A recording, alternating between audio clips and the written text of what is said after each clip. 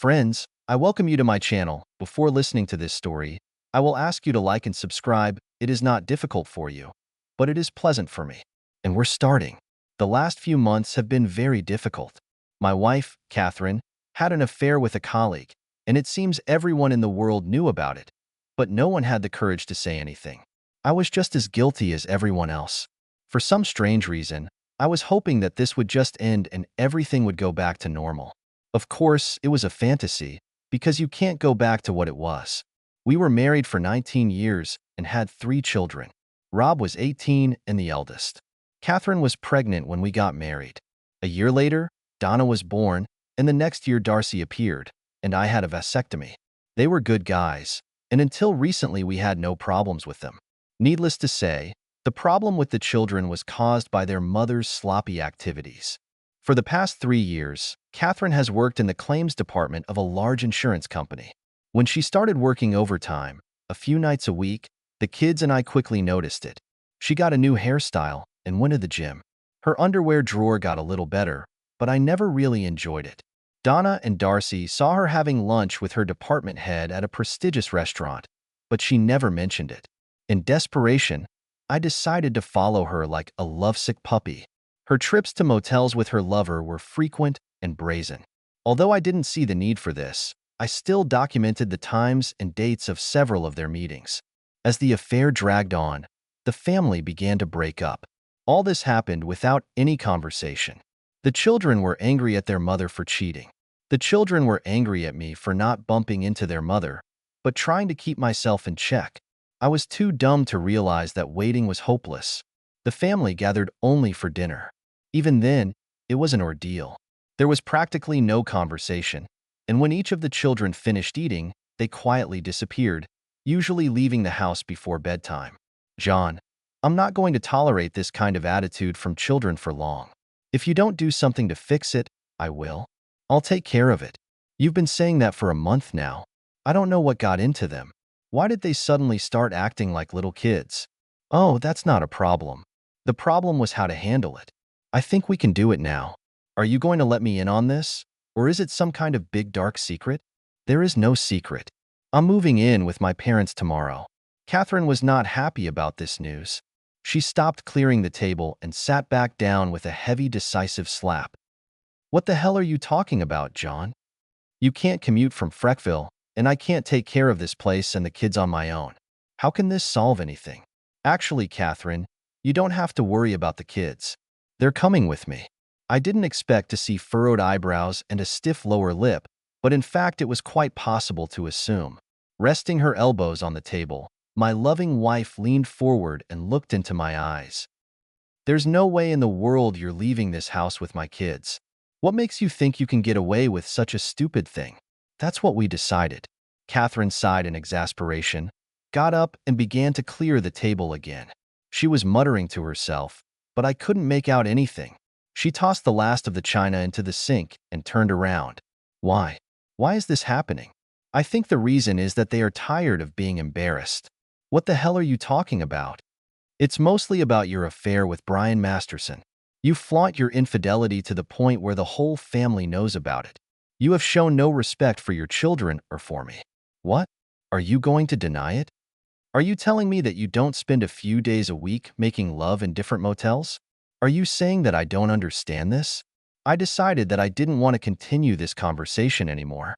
I could have thrown a lot of things in her face, but I didn't have the guts. I pushed back my chair and left the room.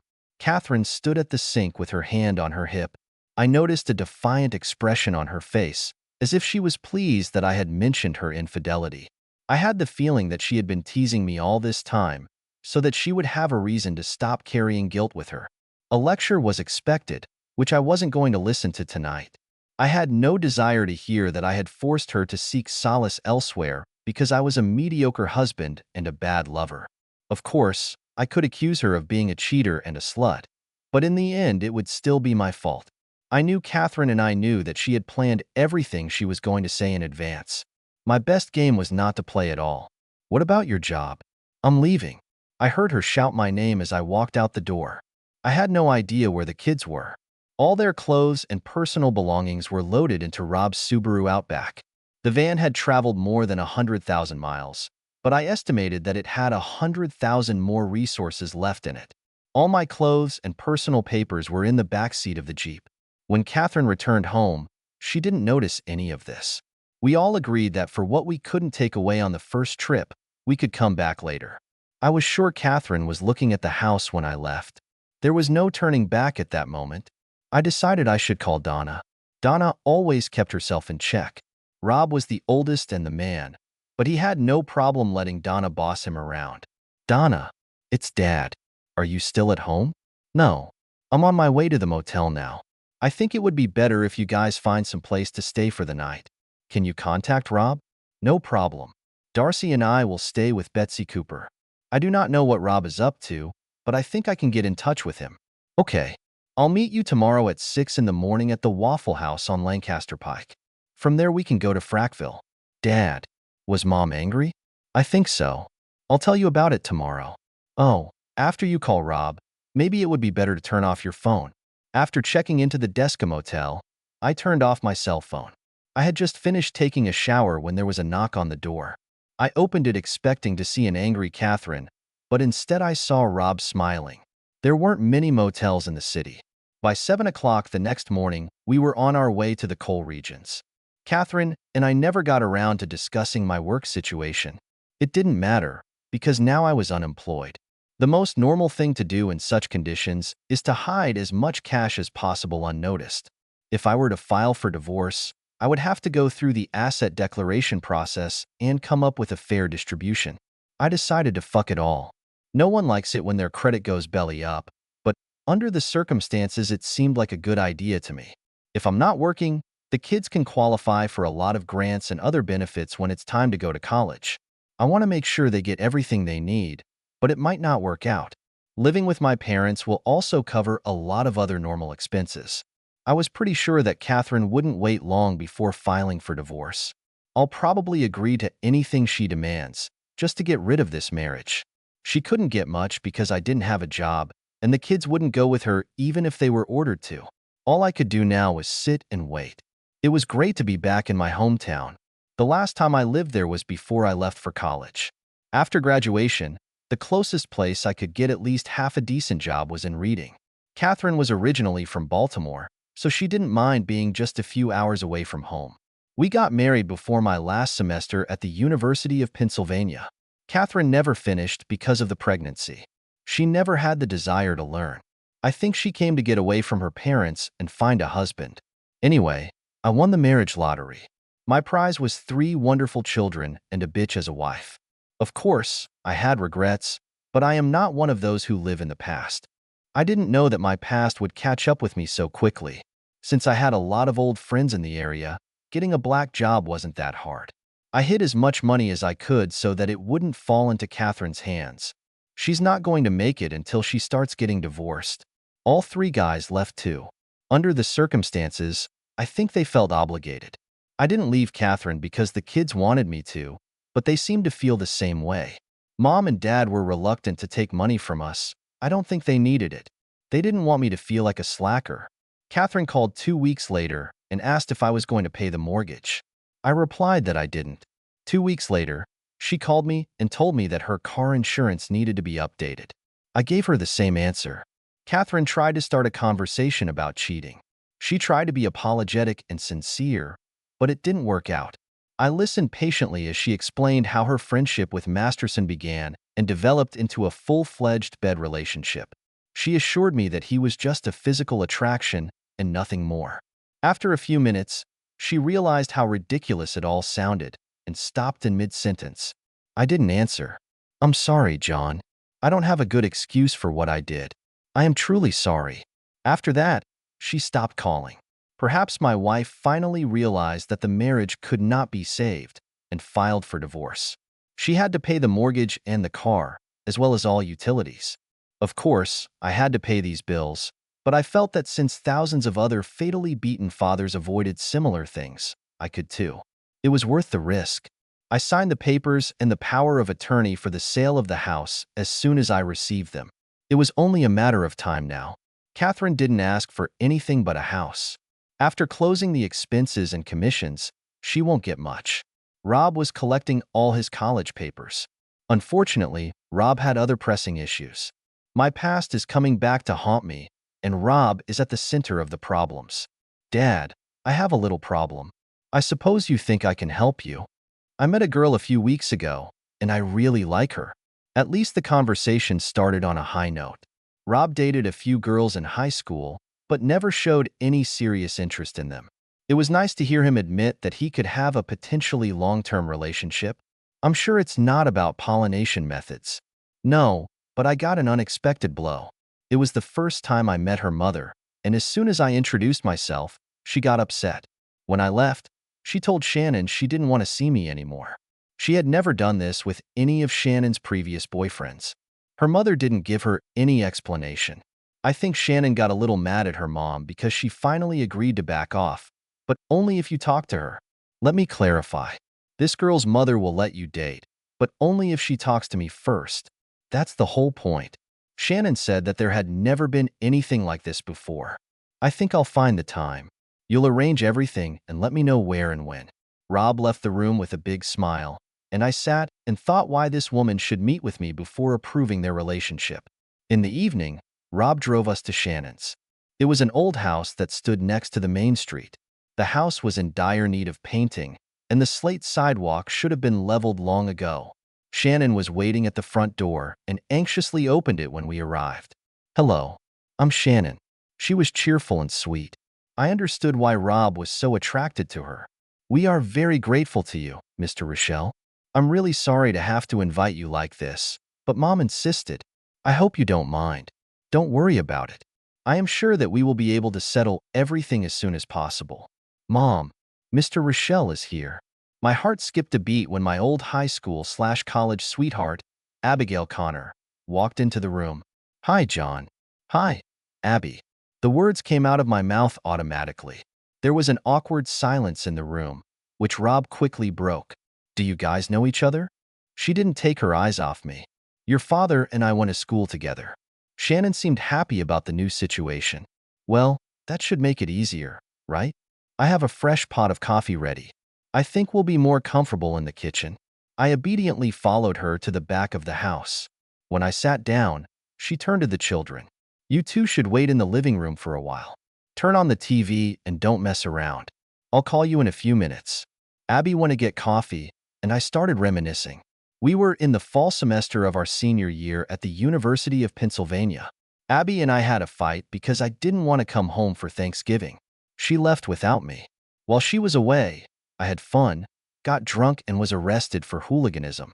My parents were unhappy, and Abby refused to talk to me when she returned. She was still mad at me when the semester ended, and she went home alone for Christmas. My parents were unhappy with me, so I stayed on campus for the holidays. That's when the bad news came. It was between Christmas and New Year's when Catherine contacted me at the student union. According to her, during one of my drunken nights in the student dormitory, we made love, and now she was pregnant. I didn't want to make things worse with my parents. Without thinking too much, we went to Gretna Green that same day and got married. I told my parents only in the spring, after graduation.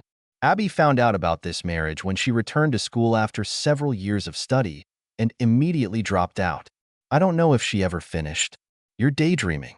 Her words woke me up when a mug appeared in front of me. She was 20 years older than the last time I saw her, and she was still beautiful. My brain was feverishly working, comparing. "I'm really sorry. I wasn't ready for this.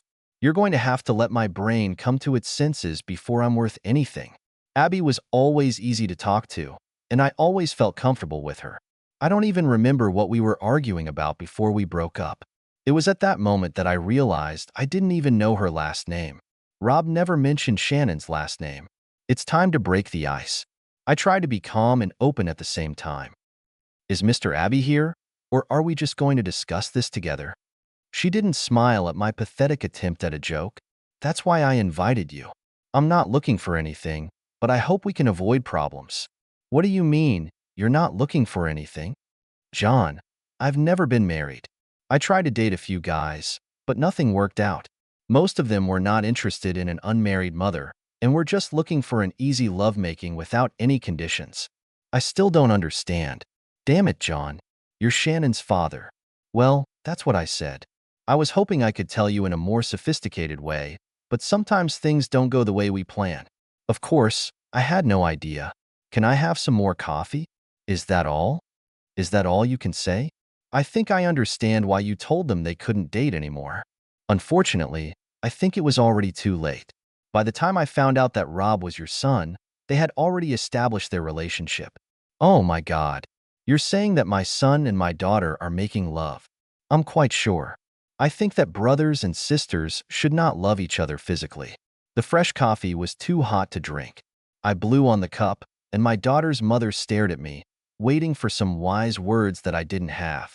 Abby, I don't think we have a choice, do we? We have to tell them and hope it's not too late. There was a sudden change of mood at the table. I'm sorry, John. I should have told you, but I just couldn't bring myself to do it. You just got married, and I didn't want to ruin your life. So you decided to ruin your own life instead? I have a beautiful, smart daughter. I didn't ruin my life. I just needed to make some adjustments. I finished my coffee and leaned back in my chair. By the way, John, I don't want to sound nosy, but where is Catherine? I'm afraid we've drifted apart. I always thought it was a good word, but I never thought I'd have a chance to use it. Oh, I'm sorry, I asked. We sat in silence for a few moments. John, will you tell them yourself, or should I do it? You go ahead, and I will support you as much as I can. Less than a minute later, Shannon and Rob were already sitting with us at the kitchen table. Abby handed Shannon a folded piece of paper. Oh my God. Shannon immediately caught Rob's attention, and she hadn't even opened the paper yet. What's going on? It's a mysterious birth certificate that I wasn't supposed to see until I was 21. Rob looked puzzled. What the hell is so unusual about a birth certificate? Shannon didn't answer. She unfolded the form and stared at it with her mouth open. There must be a mistake here. Mom, tell me that's not true. Abby didn't answer her daughter. She stared at the floor. Rob tried to look at the paper, but Shannon hid it. Mom, please. Tell me that's not true. There was still no answer. Disgusted, Shannon threw the birth certificate across the table and ran out of the room crying. Dad, what the hell is going on? I'm sorry, Rob. It was difficult for us to tell you about it, but you should have known. Know what? Damn it. Shannon is your sister. There was silence in the kitchen. In the distance, somewhere in the house, we could hear Shannon crying. Rob got up slowly and left the room. I was sure he had a million questions, but right now he wasn't looking for answers. He had more important things to do. After a few moments, the sobbing became less intense. Abby, do you happen to have a beer? Abby and I were just finishing our second beer when Rob showed up. Can we go home now, Dad? 2 days later, Rob decided to talk to me again. The house was gloomy, and I felt relieved that something was going to be resolved. I want to do a DNA test. I have the money to pay for it, and I won't take no for an answer. Where are we going to do this? There's a lab in Allentown. $200 for each test. I want to check on Shannon, you and myself. Well, if we're going to go to that kind of trouble, we should check on the girls too. I'll pay for it. Do we need to go there, or will they mail us the testing material? You can do either, but I would prefer to go there. That's fine. You'll arrange everything, and we'll make a whole day out of it. I'll even stop by the Olive Garden for dinner. On the same day, I called the Continental Fire and Flood Control Department. I talked to the head of the company's legal department. He wasn't really interested in my marital status, and he quickly told me about it. However, he was interested in how Brian Masterson paid for the motel rooms he used. When I mentioned that Masterson was Catherine's boss and that I needed more information about the company's policy on adultery, he quickly ended the conversation. A few days later, Catherine called. For some strange reason, she lost her job and now had difficulty paying the bills. She seemed upset when I told her that I couldn't find a job and that I was taking care of my parents. She wanted me to give her enough money so she could return to Baltimore. She put the house up for sale, but things weren't going well. She hoped to get out of Pennsylvania before her car was picked up. She tried to explain her connection with Masterson again, but quickly abandoned the attempt when I didn't respond. Although she didn't mention it, I knew that Brian Masterson had also been fired. She still didn't understand what had happened. 2 days later, everything changed. I went home and found Rob and Shannon on the couch, smiling like two Cheshire cats. They just sat there with silly grins on their faces. Okay, what's the matter? Why such long faces? It was a weak attempt at a joke. They were laughing anyway. Do you need good news or not so good? Aren't you mistaken? I don't think so. Well, maybe a little bit of bad news, but overall it's pretty good. Stop making fun of me. Donna and Darcy are your daughters. The DNA matched. I suppose they're happy about that? They don't know yet. What else? Shannon is your daughter. Another almost perfect match. I'm a little confused. Where does the good part of all this come from? Don't worry now, but I'm not your son. I didn't expect this. I loved Rob with all my heart and raised him like any good father. Everything suddenly became a little more serious and a little less carefree. I returned with a new bottle and flopped into a chair. Dad, it doesn't change anything between us. You're my father, no matter what DNA says. I do not know who was the donor of the fluid, but you will always be my father. I finished half of the new bottle. I do not know whether to be happy or sad. I do not know if this is good news or bad news. I do not know what to do. I just don't know what to do. My new daughter and my ex-son were just sitting on the couch, not saying anything. Have you told your mother yet, Shannon? No. Why don't you guys run over and tell her the news? I have a lot to think about. Mom and Dad were in the kitchen trying to avoid the whole situation. They were always very delicate. John, if there's anything we can do, please let us know. We will not give advice, but we are more than ready to help in any other way. Dad was always there for me. I wish I could be the same for Rob. Abby found me a few hours later at the Circle Bar. I do not know how she knew I was there, and I do not remember getting drunk. Looking back, I do not know why I got drunk. It wasn't that bad, it was just all messed up. It's been 10 years since I last overdid it with alcohol, and I didn't have a good excuse for it. I woke up on the couch at Abby's house. Anyway, she led me there. I was still dressed, but I took off my shoes. I smelled fresh coffee, but the toilet was more important. She was waiting at the kitchen table when I returned from the bathroom. The bathrooms in these old houses were always on the second floor, so I had to attack the stairs to use it. I won this battle, albeit with difficulty. Abby offered me nothing but coffee, which was fine under the circumstances. I really messed up everything. I do not know who to apologize to first. It looks like you weren't the only one who made love to Catherine that weekend. You just drew the short straw. Damn, I don't even remember making love to her. It was from her words. I had no alibi, no way to prove that I hadn't slept with her. I chose the easiest way, like a jerk. Damn, I must be the biggest sucker in the world. There was no response from the other end of the table. Finally, she spoke. Hey, don't look at me. I completely agree with your self-assessment. I do not know what to do. I thought the divorce had already started. Yes, but I feel like I have to do something else. I think you should take a shower and shave now. I was in a very bad state and felt like shit. Can you give me a ride home? Rob was in high spirits for the next few days. The girls seemed happy with the genetic analysis, but could not come to terms with their mother. My mom and dad supported me as much as possible, without going into too much trouble. It was appreciated. Rob decided that he needed to act. Dad, I want to know. What are you talking about? She needs to know, Dad. Mom needs to know who my real father is. It was in a student dormitory, right? It means that Mom got pregnant by one of your brothers, and you took the blame on yourself. Is there any way to get her to tell you the names? Wow, you're assuming there was more than one. It seems like you don't think too highly of your mother. Not after what she did to you then, and what she's doing now. She was a slob and still is. How the hell have you been with her all these years? I ignored the last question. I have an idea. I do not know if this will work, but it's worth a try. That same day, I called my loving wife. I tried to mentally build up what I wanted to say, but I was afraid that in the end I would get lost and ruin everything. John, what can I do for you? I wasn't expecting a call. Judging by the tone of her voice, I was afraid that she would consider this call an attempt at reconciliation. I'll have to be very careful not to mislead her. I was thinking about our last conversation. You mentioned something about wanting to move in with your sister. Is that what else you want? Yes. Have you figured out how to help me? I would be very grateful. I can give you $2,000 to help, but I need a couple of things in return. Okay, This will really help. What do you need? I don't suppose you're aware that I've done DNA analysis on all the children.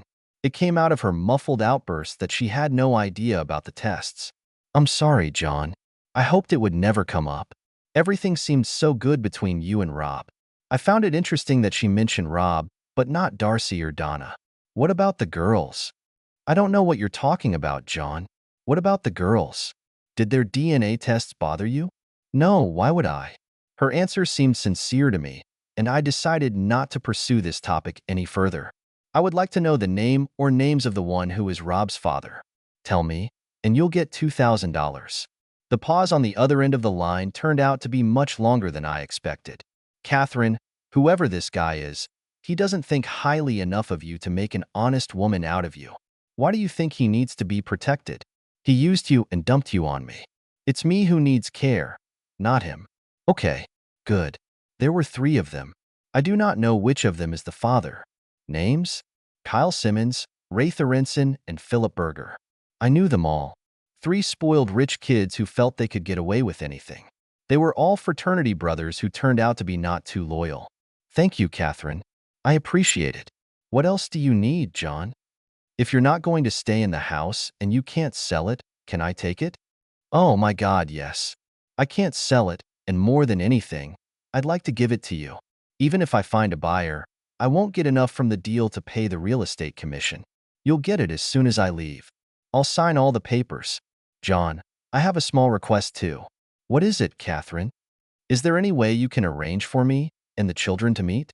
It's nothing special, but I'm their mother, nevertheless, and I'd really like to see them sometimes.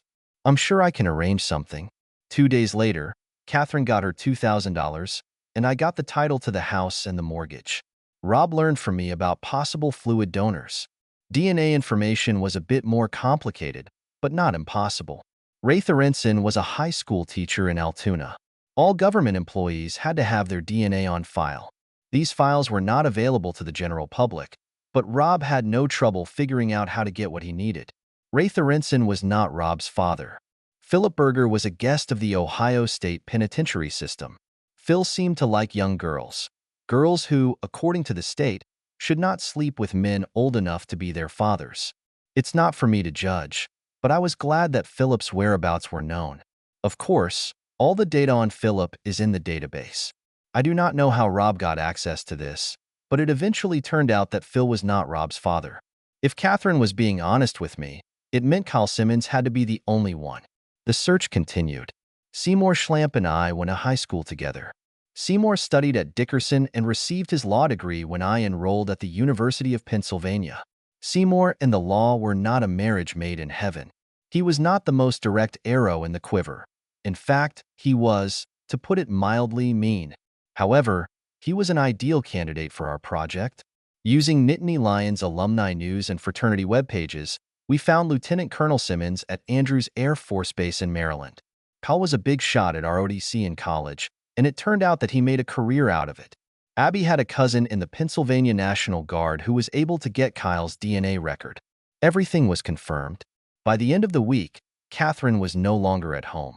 Instead of paying the mortgage payments, I simply refinanced the whole case, removing Catherine's name from all documents.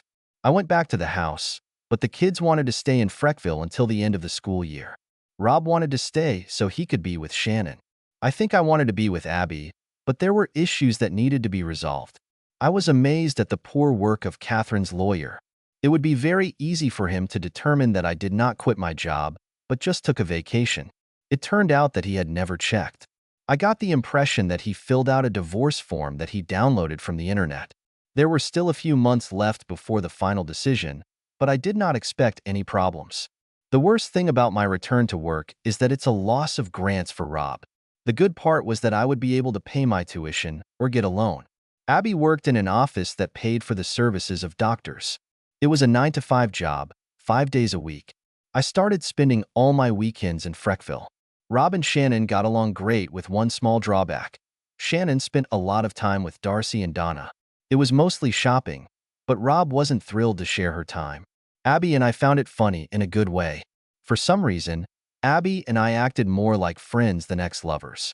Neither of us seemed ready to take the first step towards intimacy. Seymour flooded the legal system with all the paperwork he could think of. He worked on the principle of a shotgun. He also hoped to get at least one partial guilty plea in order to get money from Kyle. I didn't pay him a cent, but he didn't seem to mind. I didn't want anything from the lawsuits, but it would be nice if we could pay for Rob's college. It will be easier when the girls start studying. Everything remained the same between Rob and me. The DNA story didn't seem to bother any of us. Rob was just happy that he wasn't Shannon's brother. I was glad that I was her father, but I was sorry that I wasn't there when she was growing up. She seemed to be happy with everything. Everything started to come back to normal. I settled everything with the house, but I didn't want to live alone. Rob and Shannon graduated from high school and both worked. Rob will be leaving for state college in 2 months.